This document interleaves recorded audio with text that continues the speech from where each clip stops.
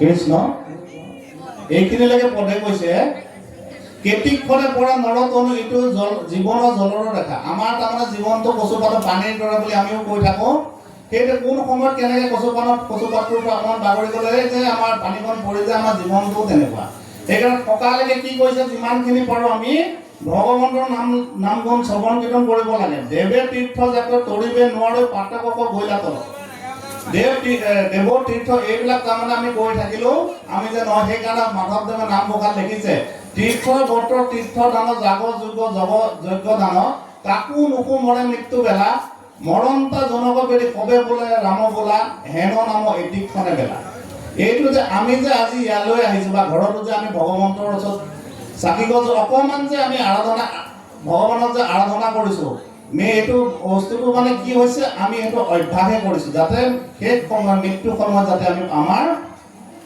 আমি যাতে ভগৱানৰ নামটো আমাৰ নিজে নিজে মনলৈ আহে। তাৰ বাহিৰে আমি একো কৰিব পৰা নাই। আমাক মুক্তি দিয়ক, কি মুক্তি বুলি ক'লে 5 প্ৰকাৰ মুক্তি কেনেকৈ কোনবিধ দিয়ে আমি পাম নাপাম সেইটোও আমাৰ দৰকাৰ নাই। কিন্তু আমাৰ যাতে আমি এইখিনি যাতে অভ্যাসটো কৰি আছোঁ, সেই সময়ত যাতে ভগৱানৰ নামটো আমাৰ নিজে নিজে মনলৈ আহিব পাৰে।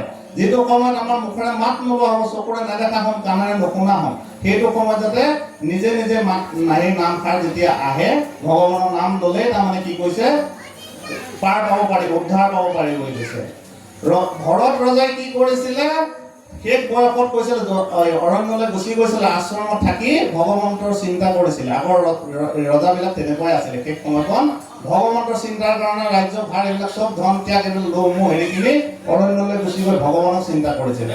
চিন্তা কৰি থাকোঁতে এদিন কি হ'ল, গাভিনী পহু এজনী আহিলে, নদীটো তেখেতে ধ্যান কৰি আছিলে, নদীখন জাপ মাৰি দিলে পহুজনী পাৰ হৈ গ'ল। কিন্তু জাপ মৰা সময়তেনে প্ৰকপ হ'ল পহু পোৱালি এটা।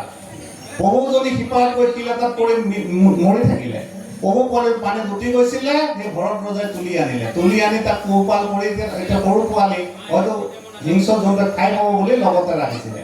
পাছত কি হৈ থাকিলে, পহু পোৱালিটোৰ প্ৰতি ইমানেই মৰম হৈছিলে, কুমলীয়া ঘাঁহ আনি দিছিলে, কিবা কাপত পহু পোৱালিটোকে ভাবিবলৈ ল'লে। শেষত যেতিয়া মৃত্যু সময়ত আহিলে, তেতিয়া মনত ভাবিলে মইতো গুচি যাম, এতিয়া পহু পোৱালি কোনে চাব। যদি হিংস্ৰ জন্তুৱে খাই পায়, সেই পহু পোৱালি ভাবিয়ে শেষ নিশ্বাস ত্যাগ কৰা পাছৰ জন্মত পহু হৈ জন্ম ল'ব লগা হ'ল। পহু হৈ জন্ম ল'লে যদিও, কিয়নো আগৰ জন্মত হৰি ভক্তি আছিলে, সেইকাৰণে পূৰ্ব জ্ঞান পাইছিলে যে মোক কি কৰ্মৰ ফলত পহু জন্ম ল'বলগীয়া হ'ল। পহু জাকৰ লগত নাথাকি অকলে ঘূৰিছিলে। ঘূৰি মাত্ৰ অনুশোচনাত ভুগিছিলে, মই কিয় এনে কৰিলোঁ। তাৰ পাছত তেতিয়া কি হ'ল, সেই পহুৰ দেহত্যাগ হোৱাৰ পাছত জন্মত পাইছে জড়ভৰত হৈ কিনি, তেতিয়া আকৌ তাৰমানে জড়ভৰৰ কাহিনী আপোনালোকে জানে। তেনেকৈ ৰজা পুৰন্দৰৰ কাহিনী আছিলে। পুৰন্দৰে কি হৈছিলে, নিজৰ ঘৈণীয়েকক খুব ভাল পাইছিলে। মৃত্যু সময়তো ঘৈণীয়েকজনীৰ কথা ভাবি দেহ ত্যাগ কৰাৰ পাছত জন্ম স্ত্ৰী ৰূপে জন্মগ্ৰহণ কৰিবলগীয়া হৈছিলে। সেইকাৰণে আমি যিখিনি কৰিছোঁ, ভগৱন্তক যাতে আমি যেতিয়া আমি অভ্যাস এটা কৰি আছোঁ, সেই সময়ত যাতে ভগৱানে আমাক ভগৱানৰ নামটো আমি স্মৰণ কৰিব পাৰোঁ আৰু ভগৱন্তই আমাক উদ্ধাৰ কৰিব। কৃষ্ণ ৰাম বিষয়ৰ দুখে বাঢ়িব নোৱাৰে, ভকতি পাতে কহৰে আচুকৈ উত্তম ভকতৰ কথা সামান্য ভকত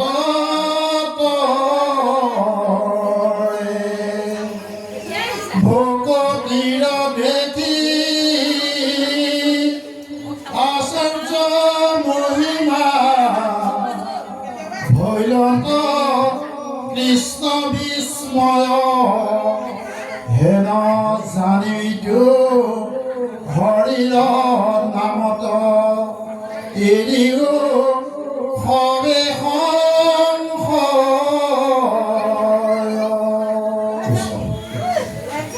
বেদৰ পৰম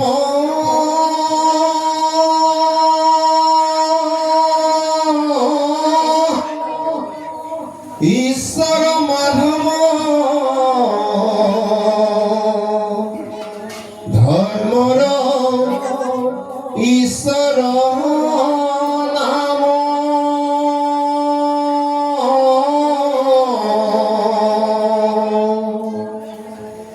সুধীৰ দৃঢ় বিশ্বাসে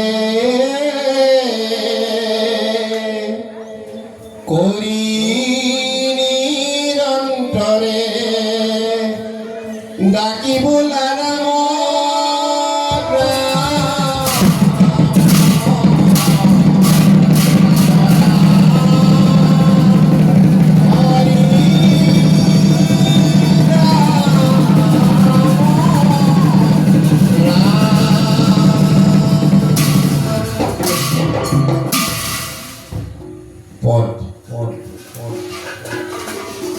এৰা নিগদতি কুকৰি নিগদতি কুকনি উকনি বৰ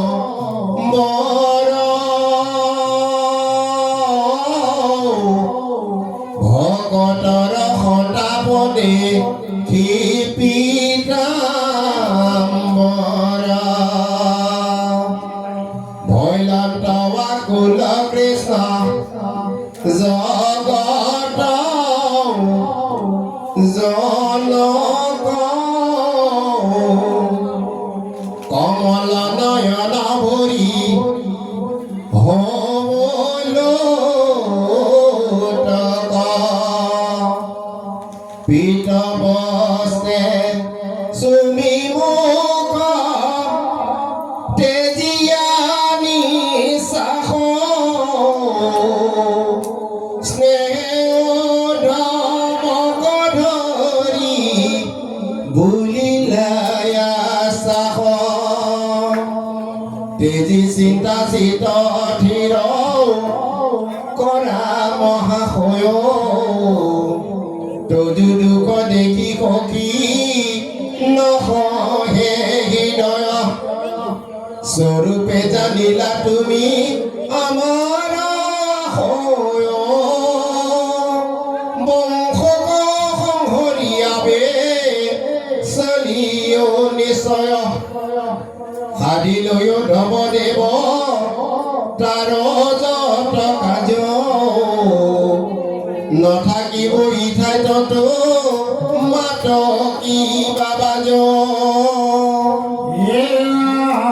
দ্বাৰকা নগৰ সাগৰত যায় বেতল মই গলে লোকতমি লিবে বিমংগল পিৰিবে দুৰ্জন কলি গুচিবে আচাৰ হইবে অধৰ্ম তৰতি যতে প্ৰজাৰ তুমি আমি দুয়ো গইলে মিলিবে অনৰ্থ লুপ্ত হইবে জ্ঞানইটো ভগতিৰ পথ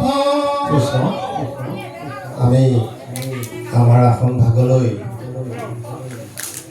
কেশৱ ভূঞা ডাঙৰীয়াক আমি আহিবৰ অনুৰোধ জনাইছোঁ কৃষ্ণ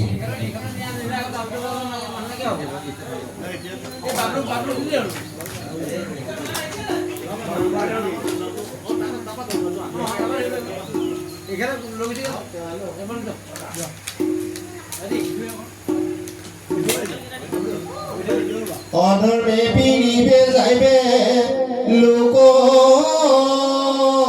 দুগতি ভকতি গৰাকী তুমি